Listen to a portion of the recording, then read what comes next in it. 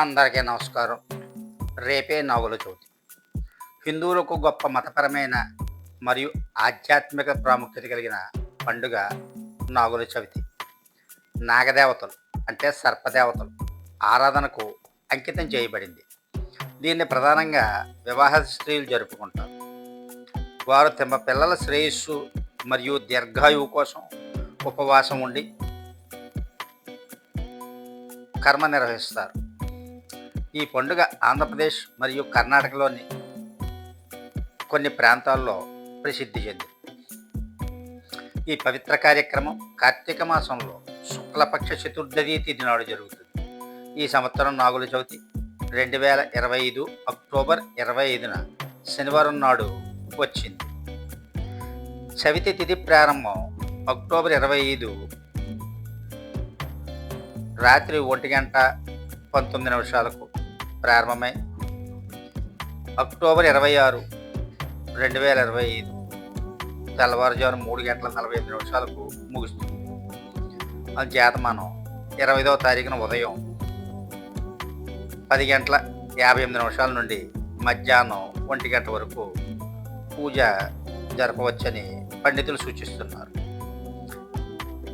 ఈ గంటలు నాగుల చవితి పూజలు చేయడానికి మరియు సర్పదేవతలకు ప్రార్థనలు చేయడానికి అత్యంత అనుకూలమైనవిగా భావిస్తాం. మరి నాగుల చవితికి ఆధ్యాత్మిక ప్రాముఖ్యత ఏంటి అన్నట్టయితే, హిందూ పురాణాల్లో నాగులు చవితి ప్రతీకాత్మకంగా ఉంటుంది. సర్పాలు లేదా నాగాలు దైవిక స్వభావాన్ని కలిగి ఉంటాయి మరియు వాటితో సంబంధం ఉన్న అనేక మంది దేవతలు కూడా ఉంటారు. శివుడు తన మెడలో వాసుకి అనే సర్పాన్ని చుట్టుకుని ధరిస్తారు. అలాగే మానసాదేవి లేదా నాగమాత శివుని కుమార్తెగా పరిగణించబడుతుంది.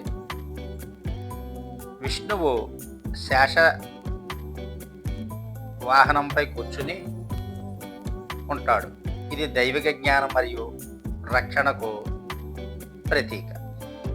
హిందూ తత్వశాస్త్రంలో నాగులు కుండలిని శక్తిని కూడా సూచిస్తారు.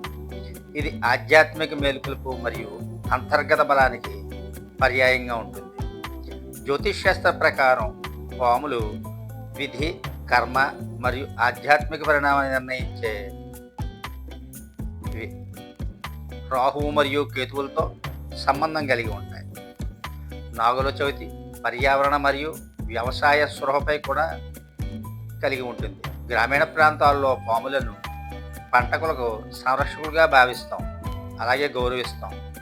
ఎందుకంటే అవి పొలాలను నాశనం చేసి ఎలుకలను తింటాయి. అవి నేల సారాన్ని నిలుపుకోవడంలో మరియు పర్యావరణ సమతుల్యతను కాపాడుకోవడంలో సహాయపడతాయి. కాబట్టి వాటిని పూజించడం మతపరమైన ఉత్సాహం మరియు భక్తి స్వభావం యొక్క కలయిక.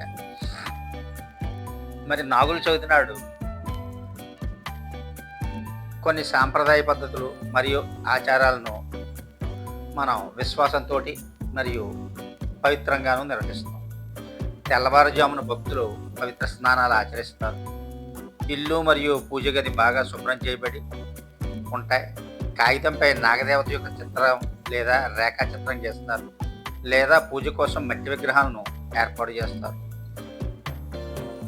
వాతావరణాన్ని శుద్ధి చేయడానికి దీపాలు మరియు అగరబత్తీలను కూడా వెలిగిస్తారు. మరి నైవేద్యంగా నాగదేవతకు ప్రార్థనలు చేసిన తర్వాత పాలు అర్పిస్తారు. అలాగే పాలు, పెరుగు, బియ్యం, పిండి, లడ్డు, బెల్లం, అరటిపండ్లు, చలిమిడి బియ్యం పిండి మరియు బెల్లం కలయికతో చేస్తారు.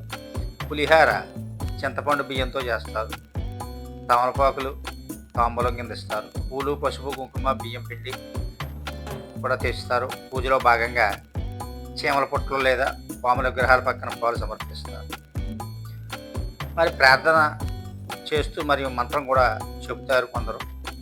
పూజ చేస్తున్నప్పుడు భక్తులు నాగదేవత అష్టోత్తరం మరియు నాగుల చవితి వ్రత కథను చదువుతారు. ఇది పండుగ యొక్క ప్రాముఖ్యతను వివరించే పవిత్ర కథ. ఇంకా ఓం నమో భగవతే వాసుదేవాయ అని కానీ, ఓం నాగదేవత నమః అని మనం ప్రార్థిస్తాం. అలాగే ఉపవాస సాంప్రదాయం కూడా ఉంది. చాలామంది మహిళలు ఈరోజు కఠినమైన లేదా పాక్షిక ఉపవాసం పాటిస్తారు. పూజా ఆచారాలు పూర్తయిన తర్వాత సాయంత్రం వేళ వరకు ఉపవాసం ఉండి విరమిస్తారు. ముందుగా ఆహారాన్ని దేవతకు లేదా జీవించి ఉన్న పాములకు నైవేద్యం పెడతారు.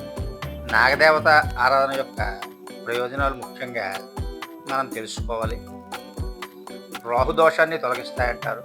ఒకరి జాతంలో రాహు యొక్క దుష్ప్రభావాన్ని కూడా తగ్గిస్తుందంటారు. పితృదోషాన్ని తగ్గిస్తుందంటారు. అలాగే శ్రేయస్సును తెస్తుంది. శాంతి మరియు కుటుంబ ఆరోగ్యం కోసం మనం పూజ చేస్తాం. కాలసర్పదోషాన్ని నయం చేస్తుందంటారు. జ్యోతిష్ శాస్త్రం ప్రకారం రుగ్మతలు, ఆందోళనలు, నిరాశ లేదా భయంతో బాధపడే వారికి ఇది చాలా ఉపయోగపడుతుంది. మరి నేటి ఆధునిక యుగంలో మనం చేలోకి వెళ్ళి పల్లెటూళ్ళకి వెళ్ళి మనం పుట్టల దగ్గర చేయలేం కాబట్టి చాలామంది వ్యక్తులు ఇంట్లోనూ లేదా దేవాలయాల్లో ప్రత్యక్ష పాముల కంటే నాగదేవతా చిత్రాలు లేదా విగ్రహాలతో పూజ చేసి పాలు పోస్తున్నారు. మరి ఈ రోజున నిజమైన పూజ చేయటం వల్ల శ్రేయస్సు, మంచి ఆరోగ్యం, గృహ మరియు ఆరోగ్య సమస్యల నుండి విముక్తి లభిస్తుందని భక్తులు నమ్ముతారు. దైవిక సర్పాల ఆశీర్వాదం పొందడానికి స్త్రీలు మరియు పురుషులు కూడా సమానంగా ఉపవాస ప్రార్థనలు, ఆచారాల్లో పాల్గొంటారు. కాబట్టి మీరు కూడా రేపు నాగుల చవితిని ఆనందంగా జరుపుకోవాల్సిందిగా కోరుతున్నాను. సర్వే జన సుఖినో భవంతు. మీకు ఈ వీడియోలు నచ్చినట్లయితే లైక్ చేసి, షేర్ చేసి, సబ్స్క్రైబ్ చేయవలసిందిగా కోరి ప్రార్థిస్తున్నాను.